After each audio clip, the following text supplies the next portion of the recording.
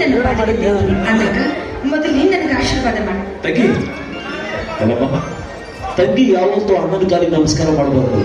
ಕಾರಣ ನಮಗೆ ಜನ್ಮ ಕೊಟ್ಟಂತ ಹೆತ್ತ ತಾಯಿ ಮೊದಲೇ ತಾಯಿ, ಹೆಣ್ಣ ಹಿಂದೆ ಹುಟ್ಟಿ ಬಂದರ ಸಹೋದರಿ ಎರಡನೇ ತಾಯಿ ಆಗ್ತದಲ್ಲ. ಹಾಗಾಗಿ ಅಣ್ಣನ ಅದನ್ನೇ ತಂಗಿ ಕಾಲಿಗೆ ನಮಸ್ಕಾರ ಮಾಡೋದು. ಈ ನಿನ್ನ ಅಣ್ಣನ ಮನ ಯಾವತ್ತು ಸಿರಿ ಸಂತೋಷದಿಂದ ತುಂಬಿಲ್ಲಂತ ಹೃದಯಪೂರ್ವವಾಗಿ ನೀನೇ ಆಶೀರ್ವಾದ. ಓ ಶಾಸ್ತ್ರಿಗಳು, ಏನ್ ಸಮಾಚಾರ? ಬಹಳ ದಿನಗಳ ನಂತರ ಮನೆ ಹತ್ರ ಬಂದಿದ್ರ, ಏನ್ ವಿಶೇಷ? ನಿಮ್ಮನ್ನು ಭೇಟಿಯಾಗುವುದು ಅಂತ ವೀರಾಪುರದ ಧಣಿಗಳು ಧನಂಜಯ ದಳಪತಿ ಹಾಗೂ ಅವರ ಸಹೋದರಿಯರು ಬಂದ್ದಾರೆ. ಏನು? ವೀರಾಪುರದ ಧನಂಜಯ ದಳಪತಿ ನಮ್ಮನ್ನ ಭೇಟಿಯಾಗುತ್ತ ಬಂದಿದ್ದಾರೆ.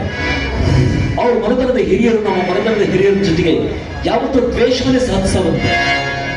ಅಂಥವ್ರ ಮಕ್ಕಳು ನಮ್ಮ ಮನೆಯವರು ಬಂದಿದ್ದಾರೆ ಅಂದ್ರೆ ಆಶ್ಚರ್ಯ. ಆದರೂ ಅನಿವಾರ್ಯ.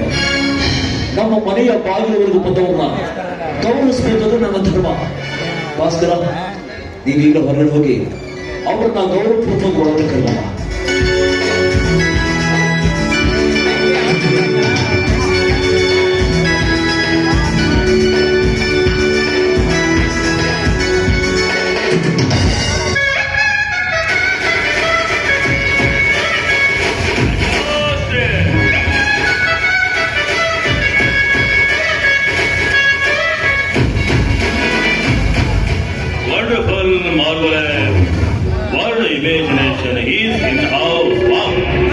ಸ್ವಾಗತ.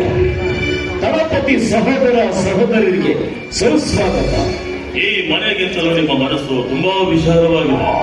ನಮ್ಮನ್ನ ಬಹಳ ದಿನಗಳಿಂದ ನೋಡ್ಬೇಕು ಅಂತ ನಮ್ಮ ಮನಸ್ಸು ತುಂಬಾ ಕಾತುರವಾಗಿದೆ. ಬಟ್ ನೋಡೋದಕ್ಕೆ ಸಮಯನೇ ಸಿಕ್ಕಿರಲಿಲ್ಲ.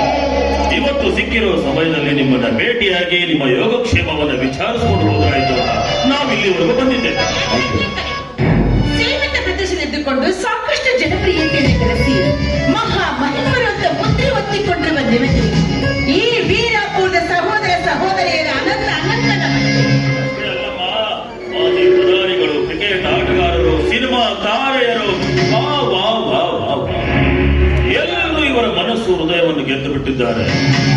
ಅವರಂತೆ ನಾವು ಕೂಡ ಇವರ ಮನಸ್ಸು ಹೃದಯವನ್ನು ಗೆದ್ದು ಇವರ ತಂಗಿಯ ಹುಟ್ಟುಹಬ್ಬದ ಶುಭಾಶಯಗಳನ್ನು ತಿಳಿಸಿ ಹೋಗೋಣ ಅಂತ ನಾವಿಲ್ಲಿ ಬಂದಿದ್ದೇವೆ. ಧನ್ಯವಾದ.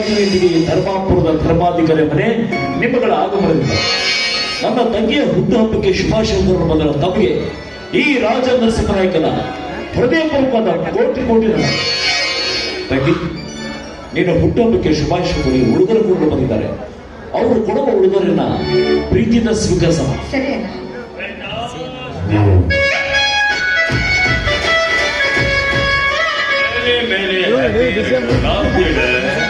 Thank you. Happy birthday to you. Thank you. ಯವ್ವ, ಇವರು ವೀರಾಪುರದ ಧಣಿಗಳು.